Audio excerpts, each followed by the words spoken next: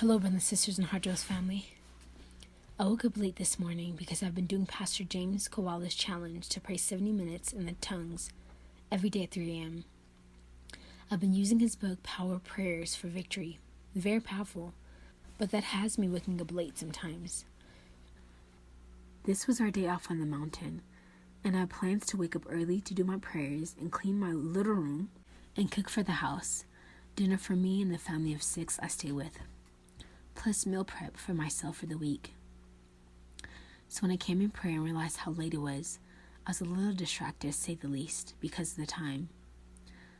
As I thought of all the things I had to do and how late it was, I also received some text messages right when I woke up from 3 souls who have helped us in the ministry in Ghana, and a fire had started between them.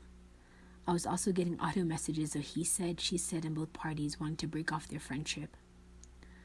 I was thinking, oh man, I really don't need this on top of everything else. So I was communicating back and forth with my beloved to handle the situation and mediate, because I believe both souls are supposed to help us with the mission for the city of God. And I had warned them when I first met them that the enemy would try to cause division in their friendship because of helping us, and here we are.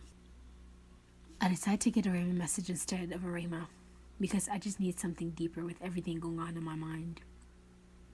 I pulled a message, I'm not a taskmaster, and is she preaching poverty? I thought, interesting. As I began to read the message, I see why Jesus gave it to me, and I smiled as he reminded me of declaring the message that it's okay to do other tasks and chores you have to do. Let's do it together. As long as you put me first. But I'm not a harsh taskmaster with a whip wanting to spend days with me and not wanting to take care of practical household work that needs to be done. This was Jesus speaking to Mother Claire. And I know Jesus was answering the anxieties in my heart I had that morning, and the guilt of feeling as though my time with him wasn't good enough. So I need to stay more in prayer rather than getting up and begin cooking and cleaning as I intended to do. It was a relief. I think he was also answering in the message some contemplations of the newest members who struggle with the idea of holy poverty and kept thinking it was poverty that I was preaching, or the Lord is asking of all heart dwellers, when he's asking us to not live in destitution, which is poverty, but a life of simplicity and self-denial, giving your possessions away to the poor, which is holy poverty. So I hope to listen to this Rhema message and get some clarity. After reading the Rhema message, I began to hear Jesus speak to me, and I'll share Mother Claire's message at the end of my message, because I believe it will still bless and minister to you guys as it did for me, especially those who struggle with feeling guilty if you don't pray enough, or when you have household tasks you have to do, and the demons jump on you rather with condemnation, when Jesus is saying, hey, it's okay, let's do it together. So I came before the Lord.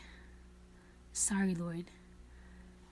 Yes, Lord, I've been burdened by time and what I have to do, and waking up late. Please forgive me. And then the fire going on in Ghana, Jesus began. Don't worry, my little one. Let your beloved handle it. He's more than capable, and you have 2 precious souls there. They will also add my insight and my perspective.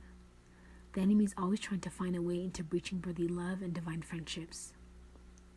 These 3 are targeted. They will continue to be a source of joy and encouragement to one another, and a great help to you in the mission in the near future. So the enemy is causing a deep breach now to ensure it cannot be rectified, but that is not the case. Though it will take time, I will heal the friendship. There's been much accusations and gossip from outsiders on their friendship, because many have been jealous of their relationship they have with you. There's also been much stirrings of envy and jealousy in both of their hearts, with demons of accusation and presumption jumping on both parties to cause judgment. Remember, I had brought this up months ago, beloved, for you to address to one of the souls, and you didn't. Now do you see how far the infection has grown? It's important you obey me promptly, especially when dealing with souls. And as an aside, when Derek and I were in China for our mission trip last year, I pulled a Rhema card that said, stop, call, and pray together. Your relationship's under attack. I discerned it was about one of the souls involved in this dispute, and she was having feelings of rejection because she felt left out, and jealousy was also brooding. I intended to talk to her about it, both Derek and I, but we never got around to it, And now this happens. Jesus continued, "Do not worry. Leave the situation in my hands and continue to pray for them, especially Ella. I'm doing a deep work in her heart. I intend to use her, but she must see herself for what she truly is. As I expose some of the issues of her heart that are not pure or pleasing to me, that will trip her up in the future when I use her. She's being humbled now in several ways, and her love is being tested again. She must learn to respond in love, to forgive over and over again, to not harbor resentment, bitterness in her heart from how she's treated, nor be covetous in any way concerning her position in life, with me or with you, because the enemy will use that continuously against her. It's because of the deep roots of rejection she's faced, and Helena too. So pray for these dear souls and leave them in my hands, and that of your beloveds, and have the intercessors also pray behind the situation. Now I want to speak to your heart concerning other matters. The Rhema message was given to you because I see your scruples, and all that you intend to do today. Not to rush your time with me, beloved, nor feel as though I'll get angry after spending time with me and having to do housework instead of ministry work. That is part of your state in life, and it will increase more as you become a mother. You must moderate, but work with balance, and definitely don't see me as a harsh taskmaster. My beloved, let's do the work together." I immediately envisioned Jesus with an apron, a chef hat, and a broom in his hands. "Yes, let's cook and clean together. With me by your side, I'll help you moderate your task and balance your time. Remember, everything is for me, with me, and to me, beloved. Makes things much easier and relieves the burden of oppression the demons have put on many of my brides to live under much condemnation and guilt when they feel they spend their time doing less things holy. I also don't want you to give up on the Amazon books. Push through, beloved. The books will be a blessing to many, and provision will come soon where you can print them for free and give it out freely. For now, I want you to use the avenue to get my words out to my people. No more complaining about your sufferings, beloved. Offer your sacrifices with praise and thanksgiving.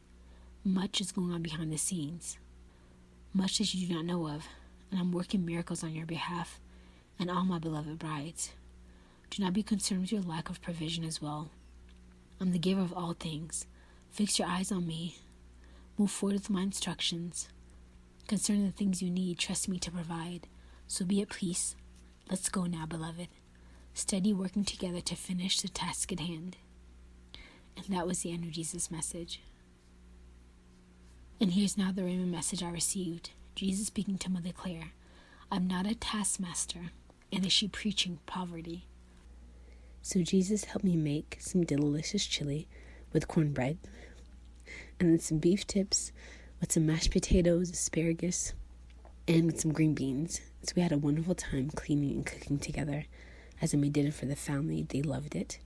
And I was able to also share some of my dinner with one of the brothers here in the community who's been sick for a while. So it truly is wonderful cooking and cleaning together with Jesus.